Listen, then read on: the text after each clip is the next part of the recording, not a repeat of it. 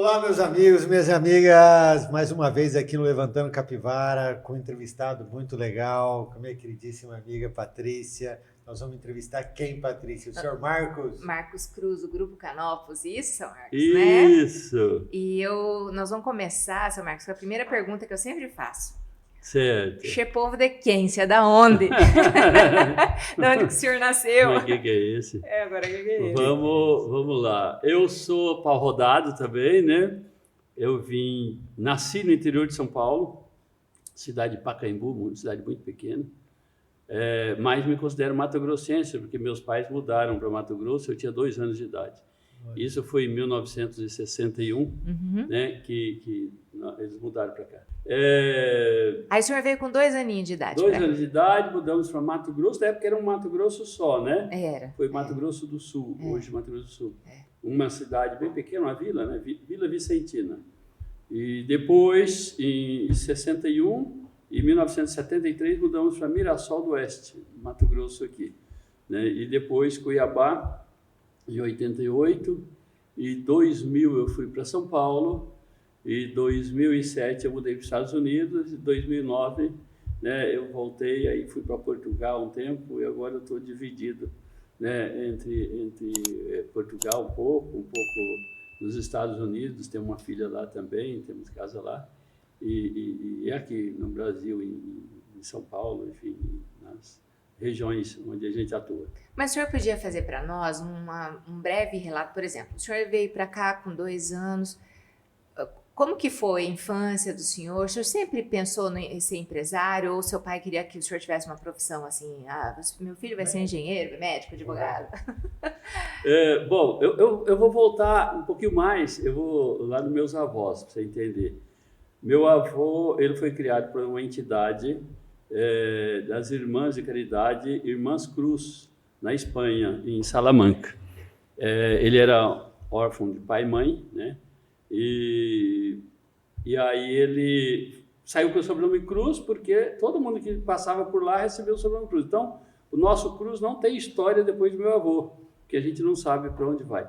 Diz a história, aí eu vou contar uma historinha que a família conta, né? Se é verdade eu não sei, mas eu acredito muito e faço isso ser verdade.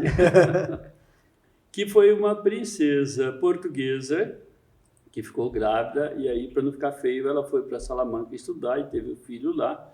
Salamanca é uma cidade universitária, e aí deixou o filho lá nessa Instituição de Caridade das Irmãs. E conta a história que um dia ela voltou lá e ele reconheceu ela, não sei, teve uma aproximação muito grande e tal. Bom, só para terminar essa historinha, quando teve o plebiscito para saber se a gente seria monarquia, os sistemas que nós temos hoje de governo, que é a democracia, ficou, então, provado que eu poderia ser candidato a rei, né, já que eu sou filho da família real de Portugal. Mas aí falaram para mim, não, você é irmão mais novo, teria que ser seu irmão mais velho. Também não quero deixa pra lá. Bom, aí meu avô veio para o Brasil, minha avó também, já eram muito novos e foram para o Amazonas tirar borracha. Seus avós, então, os dois espanhóis? São espanhóis. Isso, da parte do meu pai. Da minha mãe, português. Sim. E aí foram para Amazonas, na época da borracha, tirar borracha, etc. Depois vieram para São Paulo, interior de São Paulo, cidade para Pirajuí, perto de Bauru. E depois para uma região chamada Mirante do Paranapanema, onde aí ele já trabalhava na roça do café, né? Trabalhava para terceiro, meieiro, que falava essa palavra.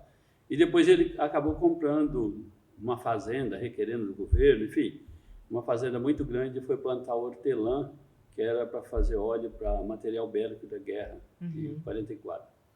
E quando ele terminou de plantar, a guerra acabou e ele não sabia o que fazer com aquilo e teve que vender a fazenda para pagar o banco. Então, essa fazenda é em São Paulo, interior de São Paulo, E aí ele vendeu a fazenda para pagar o banco, e meus pais foram para a cidade, né, um pouquinho melhor, Presidente Prudente, Lucélia, Dracena, na região, e foram trabalhar, a família toda, né? E lá ele encontra com a minha mãe, né? Minha mãe que estava em Lucélia, meu avô tinha separado da minha avó, deixou ela com 12 filhos. Minha mãe tinha 12 anos na época e minha avó não sabia o que fazer, porque não sabia ler nem escrever, e meu avô foi embora. E nem casa eles tinham para morar. A casa que tinha era alugada, tiveram que desocupar, enfim, deram um jeito lá de ficar em algum lugar. E começaram, então, a fazer coxinha para vender, porque meu avô já fazia coxinha, que ele tinha um bar, fazia coxinha para vender. Então, minha mãe, com 12 anos de idade, assume a família, né? Ela foi uma herói, né? Uma heroína mesmo, e ela consegue cuidar da família toda, fazendo coxinha para vender. Então, essa é a primeira parte da família. Depois, a minha mãe e minha avó, a família abre um bar, enfim, e a vida continua, fazendo coxinha novamente. E com 20 anos ela conhece meu pai e resolve casar. E minha avó não gostava do meu pai porque ele era motorista de ônibus, que era muito mulherengo, não sei o quê. Falou, não, você casar com esse camarada aí, você não precisa voltar mais para casa. E ela levou ao pé da letra e foi embora e casou, e, enfim. E aí ficou, meu pai era motorista de ônibus, motorista de caminhão. E ficou desempregado e precisava de dinheiro. Minha mãe, então, volta a fazer coxinha para vender, para sustentar a família. Já tinha o meu irmão mais velho e tal, foi nascendo, nós somos em 4 filhos. Isso já na cidade de Pacaembu, depois, foi onde eu nasci. E aí, em 1961, então eles já estão bem de situação, eles mudam para Mato Grosso e Vicentina, onde compram um bar e começa toda a história de fazer coxinha novamente, né, para sustentar a família, né? Então essa é a minha história. É um marco, então, na vida do senhor. Por isso que eu escutei a história da coxinha. É a história da coxinha lá no grupo? Ele vai contar ainda essa história para nós. Mas aí a coxinha, o bar. Vocês estão, nesse momento, no Mato Grosso. Mato Grosso. Eu O senhor cheguei tá com com quantos 2 anos de idade. 2 anos. Né? Eu me lembro que com 4 ou 5 anos eu ficava de recepcionista do bar, né? Minha mãe me colocava em cima da mesa de snooker, eu não conseguia descer, né, para fugir. E ela ia cuidar da casa e lavar roupa, passar e tudo, porque antigamente não tinha esse negócio de pessoa para te ajudar, empregada era muito caro, muito difícil, tudo, então ela tinha que fazer tudo. Então ela acordava às 3 da manhã, 4 da manhã, trabalhava até às 10 da noite, né? Não tinha máquina de lavar roupa, não tinha nada, era tudo manual. Fazia coxinha, vendia coxinha e etc. Meu pai, né, no começo ajudava ali, ficava em casa, depois ele comprou um sítio, então ele ficava parte do tempo no sítio, e final de semana ele voltava, porque o movimento maior na cidadezinha era final de semana.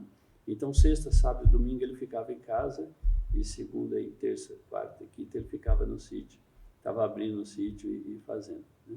E meu serviço era falar, mãe, tem gente. Chegava o cliente, eu tinha que avisar, né, a minha mãe. Então, esse foi meu primeiro emprego oficial, sem carteira assinada, né? Eu tinha 5, 6 anos de idade, mais ou menos. Aí você continuou sua história. Estudou? Isso. Aí, eu me lembro que eu tinha um caminhão nessa época, né? E eu vivia andando de caminhão, que eu falava para minha mãe que eu ia ser motorista de caminhão. E aí, meu pai era motorista de caminhão, então eu também queria ser motorista de caminhão. E eu pegava uma tampa de panela e saía correndo na casa, né? Com a tampa de panela e buzinando ainda, né? Aquela negócio preto lá da tampa, era a minha buzina do caminhão, bibi e tal. E meu caminhão, e ficava o dia inteiro correndo dentro de casa com isso. Minha mãe, para com isso, menino. E aí um dia eu passo perto de um vaso, né? Um vaso de luxo. Não sei se vocês conhecem lata de banha. Aquela lata de banha, e abre com um abridor de lata, com uma faca, com alguma coisa. Abriram e pegaram aquela parte aberta e deixaram do lado, assim. Eu passo com o meu caminhão correndo e o joelho pega ali e abre o joelho inteiro, né? E aí eu fui para a farmácia, porque não tinha hospital, não tinha médico, não tinha anestesia, não tinha nada. E aí o farmacêutico, costurando com a agulha de costurar sacaria, né, o meu joelho, e minha mãe era anestesia, ela amarrava, segurava minha boca e apertava para mim não gritar, prendia no meio da perna dela, né? E anestesia nada, né, que ele costurou. Até hoje eu tenho a cicatriz no joelho desse primeiro acidente do caminhão que eu tive, mas eu queria um caminhão, né? Outra coisa também, eu vivia lá fora, quando passava um avião, era muito raro passar um avião naquela cidade, muito pequena, mas passava lá no teco-teco lá, e E eu ficava gritando, o avião leva eu, o avião leva eu. Aí a minha mãe falou, não, mas o neném não pode ir, o filho não pode ir, daí a mamãe vai ficar como? Né?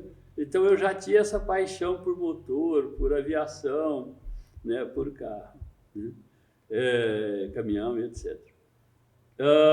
Bom, aí 7 anos ela vende o bar e a gente muda para uma outra casa, tal. Meu pai já estava bem, já tinha um carro, um Jeep, né, da época, já tinha o sítio, já tinha gado, já estava, né, na classe da cidade lá, estava bem. Estava bem.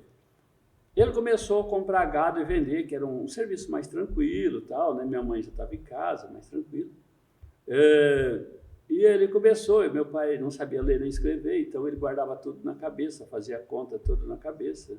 Né? Você falava, eu tenho 142 cabeças de gado para vender. Tantas vacas, tantos bezerros, tantos bois, o que ele falava, eu pago tanto. Ele falava, então coloca no papel. Eu falava, não sei, no papel eu não sei, só sei fazer na cabeça, né?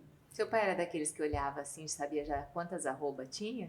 Olhava, sabia tudo. Não, e quando ele olhava para nós também, a gente sabia o que ele queria falar, não precisava abrir a boca também, não. Só olhava, você já saía de perto, né? Então, assim, o respeito, né, com os pais era muito grande naquela época. Eu acho que até um pouco exagerado, né? Mas hoje também está muita liberdade, né? Eu vejo o filho batendo no pai, na mãe, né? Exagera um pouco também. Bom, aí essa fase dos 7 anos, meu pai vai e começa a trabalhar com gado, então ele comprava o gado fêmea em Mato Grosso do Sul, na região de Dourados, e levava a cavalo para o Paraná, né? Então uma distância aí de 200 quilômetros, né? No cavalo, com toda várias pessoas, né? Uma comitiva. Uma comitiva, né? Isso, ia levando. Aí ficava 2, 3 meses viajando, né? Então ia até no Paraná, vendia aquela fêmea, ou trocava por macho, trazia o macho para Dourados, o que era onde engordava o boi, etc. Então ele ficava fazendo assim. E ele encontrou várias pessoas, fez muita amizade, e as pessoas começaram a pedir aval para ele, ele começou a avalizar todo mundo, né? Então ia lá no banco e ele sabia desenhar o nome dele. Ele não sabia ele escrever, mas conseguia ter a assinatura. Fazia assinatura. E aí veio uma crise na região, ninguém pagou o banco, e aí ele teve que vender tudo, vendeu casa, vendeu o sítio, vendeu tudo, pagou o banco e ficamos sem nada, né? E adivinha o que nós fomos fazer? Coxinha. Minha mãe foi fazer coxinha e a gente foi vender os filhos, daí já era grande naquela época, eu já tinha 8 anos, né? Já recebi a primeira promoção, né? Fui vendedor aí, né? Eu não era só recepcionista, né? Claro. Aí saíam os filhos, né? Um na frente, meu irmão mais velho, né? Tinha 12 anos, eu tinha 8, minhas irmãs no meio ali, e a gente ia para a venda de coxinha na rua, na feira, máquina de arroz, onde tinha gente, a gente estava vendendo, né? E não podia comer nenhuma, não podia, né? O dinheiro era contado, minha mãe contava saída, chegada. Então a gente foi uma criação bem severa, assim, minha mãe sempre foi muito, né, cobrava sempre o trabalho nosso, enfim, a gente sempre, né, cuidou disso. E era até uma disputa para saber quem vendia mais coxinhas, etc. Agora eu estou curiosa, porque essa receita dessa coxinha salvou gerações, né? Ela deve ser muito boa, essa coxinha. Essa coxinha é muito boa. O senhor sabe fazer essa? Não. Eu falo que eu sei fazer, mas é meia boca. Minha irmã que faz direitinho, pegou o jeito, porque não é só a receita, né? Tem a mão da pessoa, tem o, né? Saber se coloca um pouquinho mais de óleo, de pimenta, de sal, o detalhe de uma pessoa que, né, cozinha é diferente de quem vai pegar a medida para fazer aquela coxinha. Mas a coxinha era de mandioca, né? Sempre foi coxinha de mandioca, a massa. E frango, sempre foi frango caipira e com molho, né? Então não era aquele peito de frango triturado, moído seco, né? Exato. Então foi molho com cheiro verde, com açafrão, com colorau. Já está na hora do almoço? Não, porque já pensei num piqui. E, bom, então essa foi a fase, né, aí dos 8 anos, e quando eu entrei 10 anos, meu pai já ganhou um dinheirinho e tal, já compramos um bar, né, e começamos a trabalhar novamente. Então, meu irmão já conseguiu emprego no escritório de contabilidade, foi ser office boy. Não tem coxinha, né? E eu fiquei no barco junto com meu pai e minha mãe trabalhando, enfim. Em 1973, o bar deu certo, crescemos, ganhou dinheiro. Em meu pai resolve mudar para Mirassol do Oeste e abrir um autopeças, né? Eu tenho um cliente meu lá de Sidney Bordoni, o senhor Sidney conhece? Bordoni, conheço Conheceu? muito. Eu conheci o Sidney Bordoni solteiro, no Ah. Mato Grosso do Sul, conheci a esposa dele solteira. Os dois casados, conheci o Erivelto. Dona Maria. Dona Maria. Para nós é a Nova.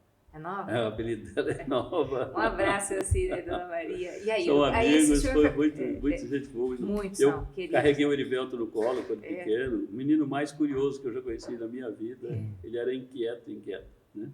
Por isso que hoje é um grande empresário, é pela curiosidade dele, né? Bom, Aí o senhor foi Mirassol. Mirassol. Engraçado que Mirassol é um lugar, é uma terra bem Abençoada. porque saíram muitos empresários de sucesso de Mirassol, né? Porque eu acho que foi um povo que sofreu muito, né? Todas essas regiões teve sofrimento, mas Mirassol especialmente sofreu muito e várias coisas. Primeiro em estrada, que a gente não tinha estrada, né? Você para telefonar você vinha em Cuiabá, né? Era 300 quilômetros de estrada de terra, um atoleiro, quer dizer, um dia de viagem para telefonar. E você chegava aqui, ia para um hotel, pegava o telefone, ligava. Seu Agostinho está de férias. Você desligava e voltava 300 quilômetros de volta para casa, porque você queria falar com o seu Agostinho. Se o Agostinho estava de férias, ninguém sabia encontrar o seu Agostinho, porque não tinha celular naquela época para localizar o seu Agostinho na praia, não sei de onde, né? Então, a vida era um pouco mais complicada, né? E, além disso, a estrada de terra, poeira e etc. e tal. Mas na parte política, né? Mirassol teve emancipação 2 vezes, porque a primeira vez foi derrubado, então ficou... E aí o povo começou a se revoltar contra o governo. Eu me lembro que uma vez o governo foi lá em Mirassol e todo mundo colocou faixa preta nas portas do comércio, da cidade. Na faixa era preta na cidade para receber o governador, né? Tudo era assim... protesto contra isso. Então, quer dizer, todo esse sofrimento político e de outras coisas, né? E dificuldade financeira também, todo mundo estava ali, o dinheiro era curto e todo mundo trabalhava muito. Porque grandes... Instigou, eu Mas acho, é a que enfrentar Mirassol... a diversidade, E né? unimos muito, também a cidade passou uma só. Mirassol saiu grupos fortíssimos, né? Pode-se dizer que o grupo do senhor saiu de lá? Saímos de lá, Mirassol, Cometa, Canópolis, Castrilon, né? Citilar. E aí tem vários tudo de lá, outros, Alberto, entendeu? E todos, né, com uma grande história. Tem vários outros, né? Talvez não apareça tanto, mas muitos fazendeiros grandes, muitos donos de frigorífico, muitas coisas que, né, estão espalhadas aí pelo Brasil que as pessoas não sabem, mas que saíram de Mirassol. Eu acho que todo o sofrimento e a dificuldade criou uma união. Hoje o pessoal de Mirassol é muito unido, são 50 anos de amizade, né? Aquelas amizades verdadeiras, que um ajuda o outro até hoje, né? Então é muito bonito, muito bonito. Então hoje, entre vocês mesmo, por exemplo, como o senhor falou, às vezes eu fico nos Estados Unidos, São Paulo, também a vida do seu Sidney é desse jeito, também não para, mas se vocês se encontrarem, aquela memória do passado, isso acaba... É como se fosse uma irmandade sem sangue, assim? Sim. Tem um encontro, né, dos mirassolenses, então, não todo ano, mas a cada 2, 3, 4, 5 anos, às vezes passa um pouco, se encontra em um local e ficamos 2, 3 dias juntos, todo o pessoal. Deve ser muito bom. É muito bom. Ó, até mencionando. Grupo Canópolis. Vamos lá. E aí, então, começamos lá, né, praticamente foi o início do Grupo Canópolis, né, com o nome Cometa, né, porque meu pai tinha um sonho de dirigir um ônibus da aviação Cometa. Por isso que veio o nome Cometa, não foi pelo astro, não foi por nada. Né? Depois virou astro, né? Porque o Cometa é um astro, virou o astro, mas começou com o ônibus da Cometa. Isso foi em 73, foram 2 anos sem vender peças, porque não tinha carro na cidade, meu pai abriu uma autopeça e não fez pesquisa de mercado, não tinha carro. Tinha 20 veículos na cidade, 20 veículos no sustento autopeça. Aí eu era o gerente de autopeça, eu sabia vender cigarro e cerveja, eu não sabia vender autopeças, não sabia como que funcionava. Eu sempre pedia para a pessoa trazer a peça velha, até que um dia um representante comercial chegou lá e falou, tem um negócio chamado catálogo. E você vai no catálogo, tem um número, e você vai lá na peça, fala para quem que é, e etc. Eu falei, poxa, depois de 2 anos você veio falar isso. Ele falou, inclusive, vamos ver as peças. Olhou a peça e falou, essa peça não serve para nada, pode jogar fora. É de veículo com mais de 30 anos de idade, que nunca veio aqui, nunca virá em Mirassol. Então pode jogar fora. E assim ele foi olhando todo, falou, pode jogar fora todo o seu estoque de peças, porque não tem não serve para nada. E depois de 2 anos sem vender peças, adivinha o que aconteceu? Acabou o dinheiro e nós vamos fazer o quê? Vender coxinha. Coxinha. Voltaram para a coxinha. Né? Então, eu, minha mãe, meu irmão, meu pai, todo mundo, vamos lá na coxinha. Meu pai já tinha comprado um sítio, então ele ficava muito trabalhando no sítio e tal. A gente ficou 1 ano sem pagar o mercado, que era comprava fiado, né? Pagava no ano. Mas depois de 1 ano, o dono do mercado já olhava para a gente de cara feia, né? Já não estava muito bom.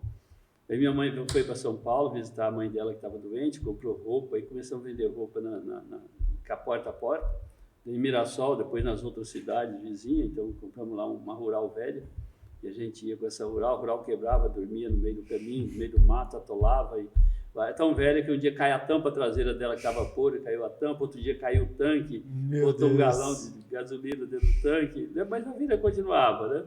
O cara falava, você vai desistir? Não, era só festa, isso aí era o começo de uma festa, né? E, bom, depois, graças a Deus, acho que Deus falou, está na hora de, né, ajudar o pessoal aqui. A rodovia que liga São Paulo a Manaus, no Cuiabá, Porto Velho, um trecho, passava por Tangará da Serra, Diamantino e saía lá em Vilhena. E tinha muito areião e começou a atolar muitos veículos, então o governador fez, não sei se foi o governo federal, fez pontes reforçadas nas estradas de Mirassol, Quatro Marcos, Araputanga, Jauru, Jaci, e saindo lá no Padronal, que hoje o próximo tem um lugar ali que é Comodoro, né? Não existia Comodoro na época. Então nós não tínhamos atoleiro de areia, que era o problema da autoestrada, que a areia é muito complicada, tem atoleiro de barro. Mas o barro se atola aqui, desatola e anda, enfim. E a areia você tem às vezes 1 quilômetro, 2, 3, 4, 5 de atoleiro de areia que você não tem como tirar. Aí nós começamos a vender peças, porque aí começou a passar 2.000 veículos na porta da nossa loja. A autopeça mais perto era Vilhena, dava 500 quilômetros, demorava 3 dias para chegar em Vilhena, caminhão atolando, etc. Então, aí começamos a vender peça e ganhar dinheiro e vender peça, e o negócio foi ficando bom. Isso foi em 75, 76. Aí a gente começou a estocar e encher de peça, e fomos abrindo filiais, filial em Quatro Marcos, em Araputanga, em Jauru, depois Pontes Lacerda, Vilhena, Rondônia, Cáceres, Cuiabá, atacado de peça, depósito de São Paulo, era uma loucura. E o trabalho era, né, teve época que a gente estava estudando ainda, e eu estava no 2º grau. Eu saía da escola 10 horas da noite, 10 e pouco, ia para a autopeça, já tinha um caminhão carregado de peças, eu pegava o caminhão, ia levar nas lojas, entregar peças à noite, porque o gerente, a casa, a mulher, os filhos, tudo trabalhava, era, né, uma coisa muito... A família trabalhava, né? Você não pagava um salário para o pai, você pagava um salário para todo mundo, né? E eles moravam dentro da casa, que era o autopeça, a casa era ligada. E aí a gente fazia o acerto de conta à noite mesmo, e descarregava a peça, carregava o que tinha que levar para outra loja, bateria velha, de volta, isso à noite. E até que um dia eu falei, acho que nós vamos ter que rever os nossos conceitos, né? Porque era 3 horas da manhã, a menina desmaiou, a mulher da pessoa, porque nós estava descarregando peça, carregando e fazendo acerto de conta e tudo, né? 3 horas da manhã, eu falei, não, agora vamos botar uma lei, só vamos trabalhar até meia-noite, né? Nada de, não podemos passar desse horário, para não acontecer outra vez, né? Então, trabalhava lá, no outro dia, 7 horas da manhã, tinha que estar de volta, chegava 3, 4 horas da manhã, de volta com o caminhão, 7 horas a autopeça estava aberta, a gente abriu a autopeça, né, e estava lá atendendo as pessoas. Eu e meu irmão nós revezava 15 minutos para estudar cada um no final da tarde, ia lá para o fundo da autopeça, tinha uma caixa lá, sentava lá e lá fazia os trabalhos que tinha que fazer em 15 minutos, aí o outro ia lá para frente, o outro vinha estudar mais 15 minutos, saía às 6 horas da loja para chegar às 6 horas na escola, não dava, né? Então sempre chegava atrasado, então a professora já falava, lá vem os atrasadinhos, né? Os atrasadinhos chegavam, tinha que escrever muito rápido, porque a gente já estava atrasado, então a nossa caligrafia era muito feia. A única vantagem é que ela não entendia a letra da prova, ela falava, o que você escreveu aqui? O que era, professor? O que escrever?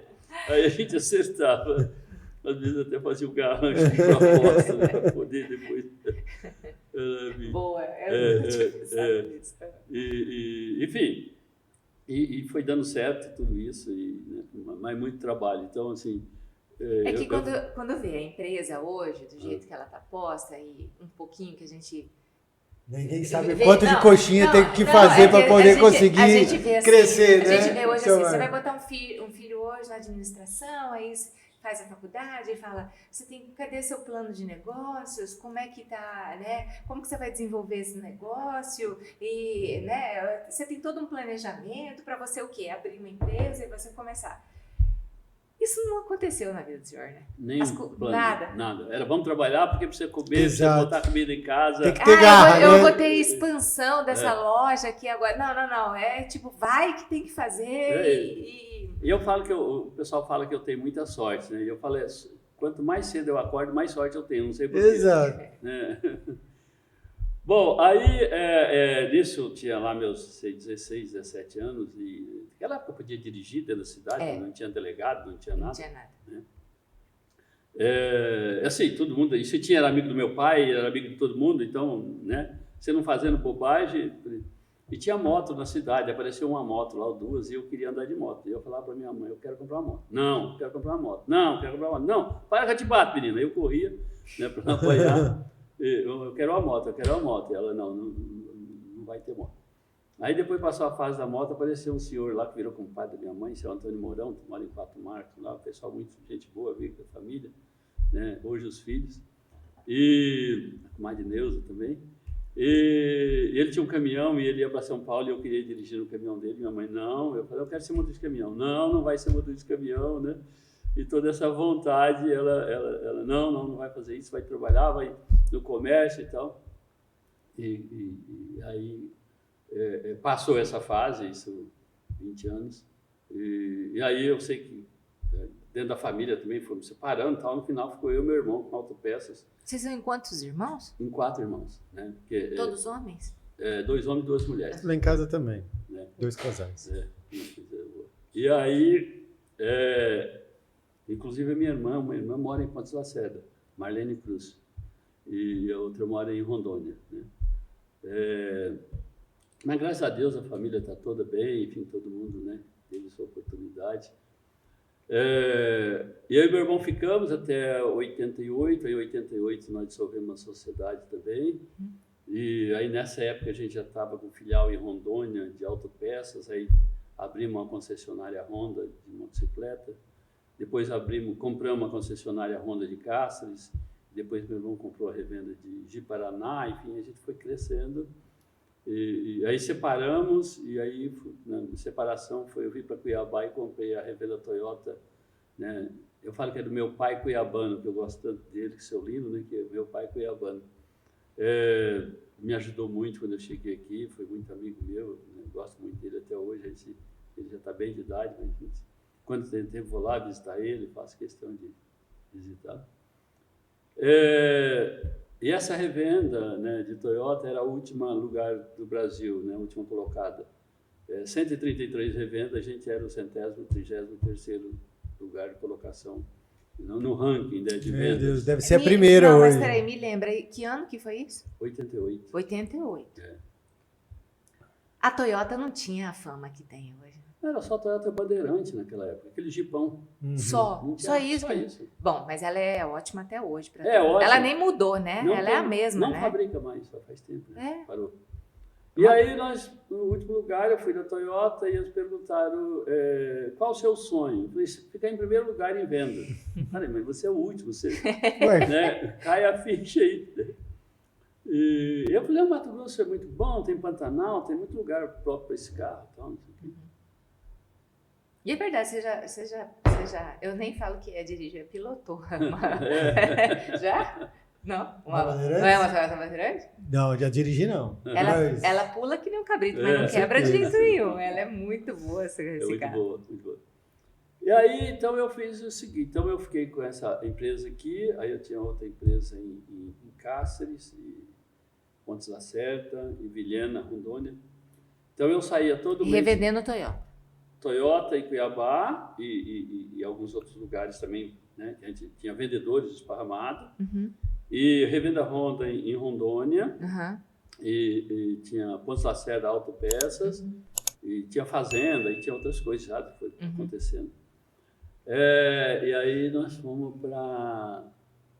chegamos até Porto Velho, abrimos uma empresa em Porto Velho também, Cacoal. Uma curiosidade, isso o senhor estava com quantos anos?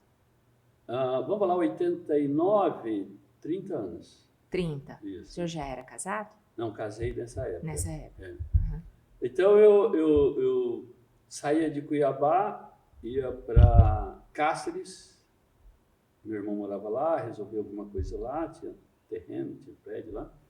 Aí ia para a fazenda ali na BR-070, indo para Bolívia, aí visitava a fazenda, saía daquela, ia para Mirassol, visitava minha mãe, ia para Cachoeirinha, que tinha outra fazendinha lá, voltava para Mirassol, ia para o Guapeí, que tinha outra fazenda lá, aí ia para Pontes Lacerda, que tinha o Autopeças, aí ia tudo de carro, ia para Vilhena, que tinha a revenda Honda, visitava Colorado e Cerejeira, às vezes não tinha estrada, eu tinha que pegar um Toyota emprestado lá para poder ir, Bandeirante, ou ia no caminhão do Expresso Araçatuba, porque ia e voltava, ia para Juína também, não tinha estrada, eu me lembro um dia eu gastei 24 horas de viagem de Vilhena a Juína. A Juína. Ficou atolado naquele areão ali? Ficava atolado, desatolava o ônibus, né? Estava de ônibus, desatolava o ônibus, troquei bateria de ônibus, troquei bola de ônibus, trocamos pneu de ônibus. Eu já dormi atolado naquele areão ali, chegando eu cheguei em casa todo picado de mosquito da mata, em casa, em Vilhena, né?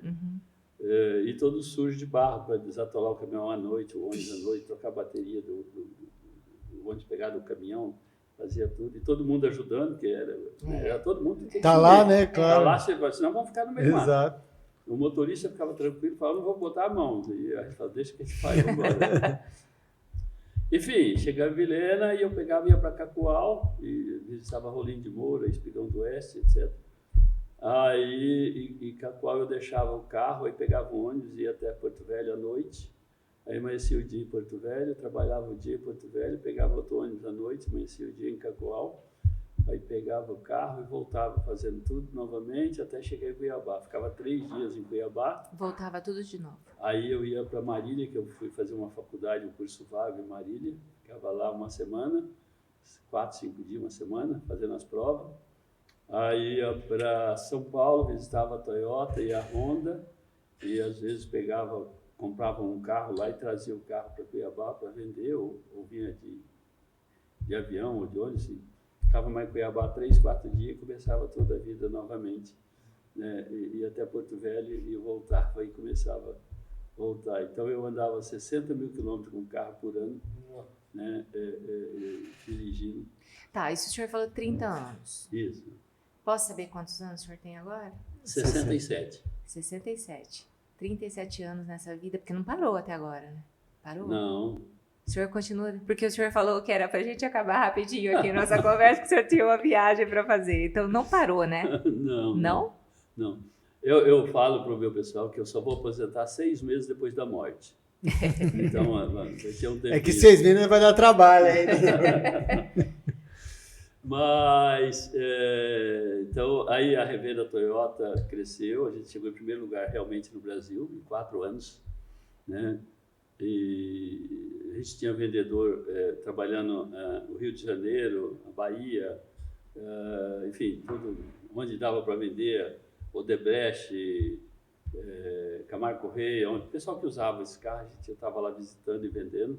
Naquela época não tinha área, né, divisão de área, muito demarcada. Então a gente fez um trabalho muito grande, chegou em primeiro lugar. Aí veio o Toyota importado, Hilux e Corolla, a gente pegou, né, em Cuiabá, e enfim, a gente atendia Mato Grosso do Sul, Mato Grosso, Rondônia e Acre, sul do Pará e sul do Amazonas. Então nossa área era 3 mil quilômetros de distância. Fizemos uma revenda que tinha 3 mil quilômetros para atender. Eu mandava veículo test drive para Três Lagoas, Mato Grosso do Sul, mandava o outro para Cruzeiro do Sul, no Acre. Então, você imagina essa distância, né? Então, era uma loucura, era veículo test drive, era vendedor, era tudo. E a Toyota falava, como que você vende tanto veículo tá assim rodando, num lugar desse, né? Porque o pessoal de São Paulo ficava na sala, na Rua Augusta, e o telefone, né? E eu não tinha essa possibilidade, eu tinha que levar o veículo, sabe por quê? São Paulo tem 20 milhões de habitantes, então se alguém vai bater na porta, 10% for lá visitar a revenda, são 1 milhão, 2 Exato. milhões de habitantes que vai lá visitar a revenda. O meu não tinha ninguém nem sabia que tinha Toyota Porto Alegre. Eu tinha que ir até Maomé para mostrar o veículo, Alta Floresta, Rondonópolis, Sinop, enfim, todos os lugares. Eu vou fazer uma pergunta para o senhor, se o senhor não quiser, depois a gente até corta, mas eu preciso perguntar para aproveitar a oportunidade do senhor. Porque São Paulo, as estradas são quase todas pavimentadas, mesmo nessa época de 80, a estrada é muito Sim, era boa. muito melhor que a nossa. Então, qualquer marca conseguia fazer um trabalho mais rural, mais de campo. Mas aqui no Mato Grosso, porque como eu já tinha dito para o senhor, eu sou cuiabana, mas já ando no Mato Grosso inteiro desde pequena. Sim. E você começava a ver que a marca que aguentava mesmo chão, estrada de chão, atoleiro, sempre foi Toyota. E o que me causava espanto, porque assim, como que os japoneses acertaram tanto para fazer uma coisa que funciona aqui no Mato Grosso e funciona muito bem? Porque teve muito trabalho do senhor, mas também é um veículo de qualidade. Com certeza. É um veículo de qualidade. E hoje eu vejo assim, no interior, é maciço. A grande maioria esmagadora é Toyota. Com certeza. É um carro bom. Com certeza. Por que os japoneses acertaram tanto, já sendo que eles nem devem visitar agora, mas naquela época não conheciam o Mato Grosso? O que o senhor acha que foi que eles acertaram tanto? Qual que é o diferencial? Importante frisar bem, eles conheciam o Mato Grosso muito bem, naquela época. Eles já tinham vindo para cá? Já. Então eles fizeram testes do carro para ir? Vira o mercado, né? A Toyota está no Brasil, se eu não me engano, desde 59. Só que era muito pequena, era uma indústria muito pequena em São Paulo e fabricava, sei lá, 50 veículos por ano ou 100 veículos por ano, depois 200 e 300, e chegamos a produzir no final do Bandeirantes 3.600 veículos por ano, né? Então eram 300 veículos por mês. Hoje uma fábrica jamais sobrevive vender esse veículo, né? Hoje a média de uma fábrica para ser viável tem que ser 5.000 veículos por ano, no mínimo, por mês, no mínimo, para viabilizar todo o motor, a fabricação do motor. Industrialização das peças. Hoje nós temos a importada, do qual nós vendemos também, né? Nós temos a marca BMW, Mini Cooper, a Honda Motos, a Caoa Chery, além da Toyota, obviamente, a GWM, a GAC e a Omoda, Jaeco, e Foton Caminhões também, que a gente pegou, né? Acho que eu não esqueci nenhuma não, né? e temos uma outra marca aí também que a gente está, né? Vamos sair da marca aí por problema. Os veículos são bons, etc e tal, mas a gente prefiro não falar o nome. Certo. Mas então, o que aconteceu com os veículos? Os veículos, obviamente, a Europa começou essa história dos veículos e depois os Estados Unidos copiaram muito bem e tiveram sucesso na década e pós-guerra de 44, 45, até anos 60 e 70, todos os filmes, né, americanos passavam seus carrões e etc. Sim. Mas eram tudo carros grandes que gastavam muita gasolina. E o japonês, então, entrou no mercado mais prático. Era um veículo pequeno e econômico. E por mais que o americano achava que isso não ia pegar, porque todo mundo gostava de carro grande, mas tem aquele que é classe baixa e que precisa de um veículo econômico para trabalhar. Né? E ele conseguiu, então, através dos veículos da Toyota, e depois a Honda veio também, né, conseguiu o seu espaço. Então foi a vez das empresas japonesas de automóveis se destacar. E o japonês tem uma coisa interessante, eles têm uma palavra chamada Kaizen. Kaizen é melhoria contínua. E a melhoria contínua todo dia, né? Então, uma coisa é você falar, o ano que vem eu vou fazer uma reestruturação na minha empresa. Né? Você espera um ano e você faz uma reestruturação. Depois você espera mais um ano, 2 ou 3, você faz outra reestruturação. E o japonês faz isso todo dia, toda hora. Né? Como assim? Para eu entender. Não é um processo, é uma filosofia de vida. Está na cabeça do japonês isso. Então ele consegue fazer esse copo de vidro, depois ele vai estudando melhor. Ele não acomoda, faz né? ele de cristal, depois ele faz com outro produto mais, depois ele vai mudando. Quer dizer, cada dia ele vai pegando uma peça que ele faz com material X e ele fala, eu quero melhorar esse Ele material. não precisa de uma Inovando. reunião de alinhamento e uma determinação para ele fazer aquilo. Ele mesmo. Cada um faz, porque às vezes a produtividade, a melhoria pode não ser na peça, pode ser na linha de montagem. Exato. Porque se eu dou 2 passos para ir pegar uma peça, a partir do momento que eu der só um passo, eu vou Melhorou a melhorar a eficiência. eficiência. Claro. Né? Então, eles ficam estudando tudo isso para fazer, né, com custo menor. É o que é cultural, né? É. Então ele é natural, Por né? exemplo, se o veículo vai, todo mundo vai buscar peça lá e essa peça vem aqui, então ele cria um sistema de estoque de peça, uma just-in-time, né, que vem uma peça de cada vez na hora certa que ele tem que chegar aqui. Né? Eu não vou fazer um estoque de peça, eu vou comprar uma peça na Índia e essa peça vai chegar a hora que eu estiver montando esse carro aqui. Então, isso traduz em custo do veículo, o custo fica menor, etc. Bom, o japonês dominou isso, né? Pegou o mercado americano, cresceram muito, foram para o mundo inteiro, o Brasil, né, foi beneficiado com isso, nós também, graças a Deus. Claro. Né? E a Honda também não fica atrás. Aí veio o coreano. O coreano também pegou essa oportunidade, falou, o japonês fez, alguém fez, eu também vou fazer. Né? Para isso o país precisa de cultura, então primeiro eles investiram muito em cultura na Coreia do Sul, educação e cultura, e melhorou o nível, e depois vieram as fábricas de televisão da Coreia, alguns veículos Eletrônicos. Foi bom.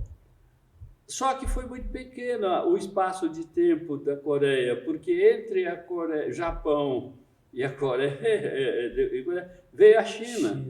A China, um país muito grande, um potencial de consumo muito grande, etc. Um governo muito austero, muito duro, né? E todo mundo tem que trabalhar lá, e trabalham 6, 7 dias por semana. Então, produtividade alta, custo baixo, imposto ninguém sabe como funciona da China, né? A gente sabe que... E eles copiaram tudo, contrataram os melhores engenheiros da Europa, dos Estados Unidos, do Japão e da Coreia, levou para a China. Quanto você ganha? Eu ganho 10, eu pago 100. Pronto, e a pessoa vai para a China, passa a viver na China e vai fazer carro na China. Montar. Conheci vários amigos brasileiros, da indústria brasileira de automóvel, que encontrei na China, né, visitando. Porque o mercado lá estava melhor. Ele paga muito mais, chegava a pagar 10 vezes mais que outros lugares. O poder econômico dele, ele quebrou a banca, né? E aí, com isso, eles começaram a produzir. Para você ter uma ideia, em 2010, eu vou falar umas datas não muito certas, a China produzia 1 milhão de veículos, os Estados Unidos 14 milhões de veículos. Hoje os Estados Unidos produz 14 milhões de veículos e a China produz 30 milhões de veículos.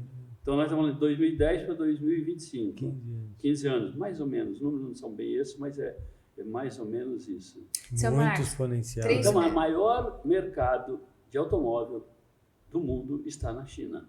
Ela produz os Estados Unidos e a Europa junto, para você ter uma ideia. Isso baixa o custo, porque tem volume. E aumenta a tecnologia, né?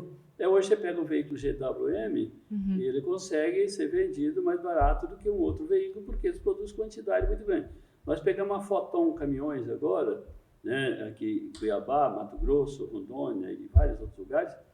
Tem caminhonete elétrica, tem carro elétrico, van elétrica, tem tudo, a gasolina, diesel e a híbrida, e o caminhão quase 30% mais barato que os outros caminhões. Então, não, sabe, é uma concorrência até desleal, um produto chinês contra outro produto, porque eles têm qualidade, eles têm tudo, só que eles têm uma mão de obra barata, têm um imposto super baixo e tem volume. Então, isso aí não tem como competir com a China hoje, está muito difícil. O pessoal tem... Lógico, você tem um carro que é um nome, que é uma Toyota, essa vai sobreviver muito bem, né? Uma Honda, uma BMW, uma marcas, né, de prestígio, que a pessoa quer usar a marca BMW, né? Quer dizer, é status usar uma marca BMW, né? Mas outras empresas que eu prefiro não citar nomes aqui, que são menores e que não têm tanta qualidade, não têm preço também, essas, coitadas, vão sofrer, né? Sofrer muito. Algumas podem até desaparecer ou fundir 2, 3 em uma. A gente vê que nos últimos 5 anos, vamos dizer assim, embora já tivesse aí a coreana, né, outras marcas, e começou a vir uma chinesa, depois ela foi embora e agora acho que ela voltou de novo com outro nome. Mas nos últimos 5 anos a gente vê que as marcas chinesas elas realmente cresceram exponencialmente. E ontem eu estava lendo a diferença da SW4 para uma SUV chinês, esqueci agora qual é o nome, e que é 100 mil mais barato, mas que mostrando a diferença. Lógico que ela não tem a robustez da SW4 naquilo que demanda, mas é um carro mais urbano, vamos dizer assim, a outra, né?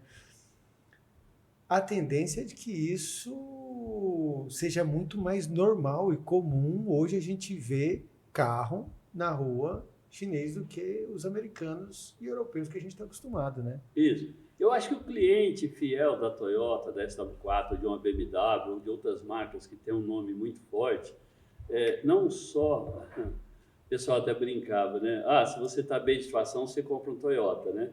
Você chega no gerente do banco, um Toyota, ele te empresta dinheiro. Se chegar com outro carro, ele faz o cadastro. Né? Era assim antigamente, né? Mas hoje isso aí já tem mudado com a chegada chinesa.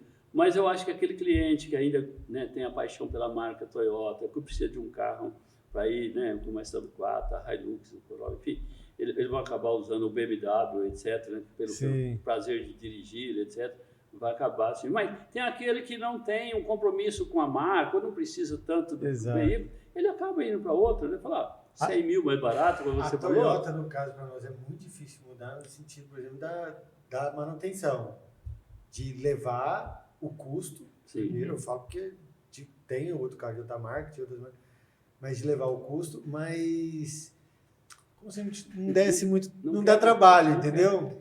Mas E aí você vai pro outro e fica com medo, porque a gente já veio de outro. Então, como é que eu vou pro outro? É bonito, tal, mas e se, né? Não, então, em termos de qualidade, eu acho que está todo mundo aí, né, crescendo muito, né? Os produtos hoje, de certa forma, os chineses, o coreano, o japonês, enfim, né, eles melhoraram muito a qualidade. Né? A Toyota também, quando começou, não era esse carro que é hoje. Quando ela começou com um carro que quebrava, que dava problema, né? E isso lá em 1950, 60. E depois veio evoluindo, né? E chegou hoje onde você tem esses veículos que são uma resistência pura.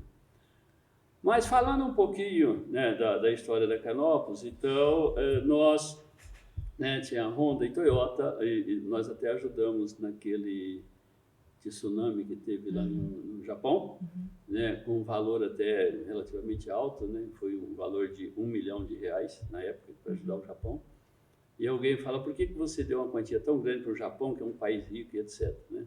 Falei, olha, foi a forma que nós encontramos de praticar, né, a gratidão. Porque se nós temos hoje alguma coisa, boa parte veio da família, obviamente, dos amigos, mas veio da Toyota e da Honda, que são japoneses, e eles que fabricaram esses, né, e trouxeram para o Brasil, enfim. A forma de gratidão foi a gente ajudar eles, né? Eu fui lá agora há 2 anos, 1 ano e pouco atrás, e é interessante falar, seu dinheiro está aqui, foi construído esse hospital, está aqui, você olha aqui no livro, está certinho lá, né? Diferente de alguns outros países que você manda o dinheiro. Nós ajudamos aí também a Turquia e a Síria nesse terremoto que teve lá.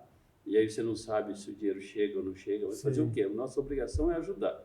É porque se todo mundo falar, eu não vou ajudar porque eu não sei onde vai ser aplicado. Quando ajuda, dá com o coração, né? Exato. Ajudamos o Haiti também, ajudamos outro país lá, esqueci o nome.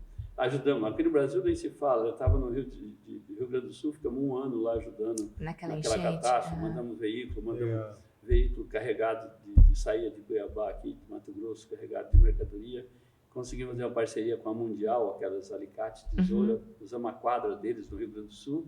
Lá nós criamos a nossa base para distribuir alimento e roupa e tudo. Com pessoas, com o carro nosso, que foi daqui para lá, tudo. Muito bonito, São Marcos. Fizemos também no Rio de Janeiro, lá naquela parte lá onde teve aquele desmoronamento de terra. Né? E, enfim, ajudamos em todo lugar. O Paraná, Santa Catarina, Rio Branco do Acre, Porto Velho, aí poder ficar aqui falando Agora, por último, esse ano foi na chuva, foi Juiz de Fora. Sim. Agora, Minas, né? Agora, e Paraty também, foi o último que nós ajudamos, né? Foi agora recente, né? Foi passado, retrasado. Mês e pouco, né? Ajudamos lá. Então, a gente está sempre ajudando aí todo mundo, porque eu falo, Deus deu oportunidade para a gente, né, de trabalhar, de ter, e tanta gente que às vezes... Né? E na catástrofe também é complicado, porque o vizinho da direita e o da esquerda está na mesma situação sua. Você não tem para onde... Se sua casa pega fogo aqui, mas você tem um vizinho da direita que pode te ajudar, o vizinho da esquerda. Exato. E lá não tem, todo mundo está na mesma situação. Né? Então tem que ajudar. A catástrofe é uma coisa... Exatamente. Mas nós ajudamos também, né? Outras coisas. Nós temos aqui escola de dança de criança aqui em Cuiabá. Temos também projeto Coxa de Retalho, que era da minha mãe, né? Minha mãe fez coxa de retalho até 82 anos, né? E aí criamos o Instituto Coxa de Retalho, onde as mulheres fazem, a gente arruma um retalho para ela, compra umas coxas, ajuda as mulheres. Lá em Várzea Grande, que está a sede, temos a escola, aí tem várias coisas que eu poderia ficar falando. Então, eu até ia falar, porque o senhor pediu, né, porque por causa da viagem do senhor, nós vamos ter que então encerrar, mas fica o convite para o segundo episódio com o senhor, só dos projetos sociais, né, se o senhor pode visitar, se o senhor quiser, Sim. seria o maior prazer do Levantando a Capivara e visitar em loco com o senhor, mostrando os projetos sociais. Fica aberto o espaço aqui para o grupo inteiro, tá? O canal aberto aqui para poder apresentar esses projetos, porque a gente só vê catástrofes e é muito bom ver histórias que inspiram, né? Que funcionam, que dão certo. Minha mãe tinha uma palavrinha, que era uma frase que ela falava assim: quem não vive para servir, não serve para viver.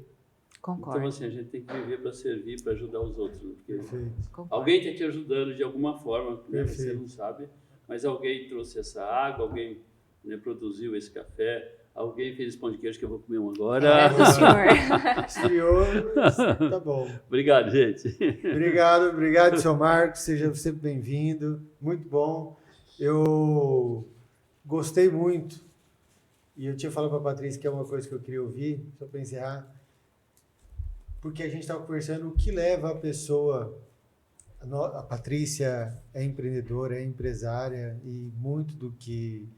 Nossa amizade, a gente conversa desse universo de empreendedorismo provocativo, de curiosidade, o que nós podemos fazer mais com a energia que a gente tem hoje, porque tá bom, tem a comida, tem a água, tem o café, que a gente pode fazer mais, como a gente faz, né? E quando o senhor conta a história, e sempre na dificuldade, o senhor coloca sempre fazendo a coxinha, e eu escutei a história que quando tem encontro, o senhor leva a coxinha pessoal. Primeiro que o simbolismo disso eu acho muito forte e muito importante, porque ele sabe, eu gosto muito de falar, que é na diversidade que nós crescemos, que nós amadurecemos, que nós evoluímos, mas desde que nós saibamos interpretar aquela diversidade. Teve uma fala que o senhor falou, mas a Patrícia, ou foi a Patrícia, sobre... Para onde você vai com aquilo? Aparece um problema, o que você vai fazer com aquilo? Vamos olhar para cima, superar aquele obstáculo e ir para algum lugar fazer algo, né? Eu acho que isso é empreender. E quando o senhor conta a história da dificuldade, de fecha, e aí vende coxinha, tenta de novo, abre outra, eu vejo essa adversidade, esse amadurecimento profissional que permite ter garra e avançar, apesar das dificuldades, que é do empreendedorismo, que é do empresariado, seja econômico, que não seja por catástrofe, seja até por fornecedor, logística, que eventualmente pode ocorrer, né? Mas para empreender, para ter negócio, tem que ter garra. E eu vejo isso, e para mim foi uma experiência muito boa. Eu quero agradecer o senhor ter compartilhado isso, essa história do senhor, do trabalho de vocês, da sua família, do seu grupo conosco. Eu tenho certeza que é inspiração para nós, né, Patrícia? Com certeza. Para as nossos enfrentamentos e as adversidades da vida aí que vão aparecendo para nós. Muito obrigado. Obrigado. Eu gostaria de falar mais uma coisinha aqui. Você falou de empreendedorismo, eu estou esquecendo. Nós temos um treinamento do Instituto Canópolis, que são 3 dias, a gente chama de Encontro Estilo de Vida Canópolis. Então, você vai ter o Estilo de Vida Canópolis, né? Nós falamos de espiritualidade, mas não religião, família, perdão, gratidão, amizade, filantropia, voluntariado, meio ambiente, tempo, educação e cultura, evolução profissional, orçamento e planejamento de vida. Muito legal. Você sai com um planejamento de vida de 100 anos por escrito. Muitos se transformam em empreendedor pós esse encontro. E como que Não faz é para se inscrever? Só entrar na internet e fazer sua inscrição. O custo é zero, você vai para um hotel, come, bebe, dorme, assiste as palestras, faz tudo. É uma maneira que nós encontramos de devolver para a sociedade. Muito bom. Qual a idade que pode se 18 anos acima. E entra na onde o senhor falou? institutocanopus.org.br. Se for algum lugar que tem loja, é só procurar o pessoal das lojas, tem sempre alguém. Mas nós temos toda uma equipe especializada nisso, que fica viajando, fazendo esse treinamento no Brasil inteiro, no Rio Grande do Sul a Manaus, né? São 40 encontros esse ano, se eu não me engano, que todos eles aumentam, eu não sei mais quanto está.